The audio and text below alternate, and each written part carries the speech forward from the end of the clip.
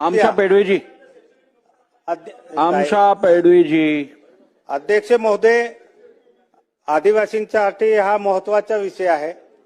माझ्या मंत्री महोदयांना हा विनंती राहील का जेव्हा डेप्युटी द्वारे आपण आदिवासींना जेही देतो ते 3 महिन्याने देतामुळे गरीब आदिवासी विद्यार्थी आहे त्या शाळांमध्ये आल्यानंतर तो डीबीटी मला भेटेल या आशावर जर 3 महिन्याने देणार तर तो त्या शाळांमध्ये 100 किलोमीटर 90 किलोमीटर 80 किलोमीटरहून लांब विद्यार्थी त्या शाळांमध्ये तो विद्यार्थी वसतिगृहामध्ये जातो आणि त्याला जर 3 महिन्याने जर त्याला डीबीटी देत असेल तर तो विद्यार्थी खाणार काय, शिक्षण करणार का खाणार काय. गरीब विद्यार्थी त्या वसतिगृहामध्ये जातात आणि म्हणून 3 महिन्यानंतर जे डीबीटी देता.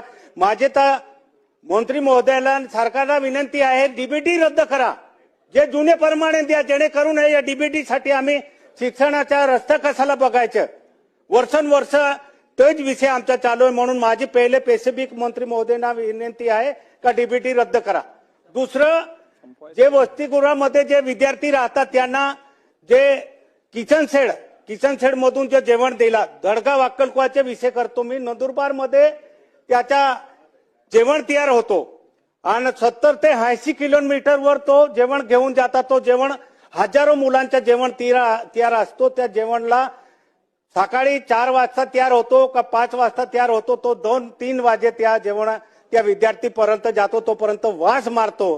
तर माझे मंत्री महोदयांना विनंती आहे का हे किचन शेड आहे बंद करा. जुनी पद्धतीने त्या विद्यार्थीला त्या चांगला ताजा जेवण भेटायला पाहिजे. हे माझे स्पेसिफिक प्रश्न आहे.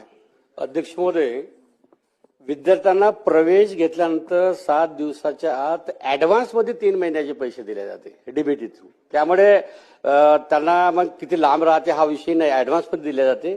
आणि ऍडव्हान्स मध्ये मी ऍडव्हान्स थांबा उत्तर होऊ दे आमदार महोदय, उत्तर होऊ दे. चुकीचं असेल तर हक्कभंग आणा. आता बसा खालती बसा. आमदार महोदय, खालती बसा. आमदार महोदय, आमदार महोदय, आमदार महोदय, आमदार महोदय, प्रवेश झाले. आमदार महोदय, अध्यक्ष महोदय, प्रवेश झाल्यानंतर इन ऍडव्हान्स 3 महिन्याचे पैसे शासनामार्फत डीबीटी थ्रू त्या विद्यार्थ्यांना मिळतात. नाही मिळतात. आणि एक मिनिट मंत्री महोदय, 1 मिनिट थांबा. 1 मिनिट. तुम्ही प्रश्न विचारलात.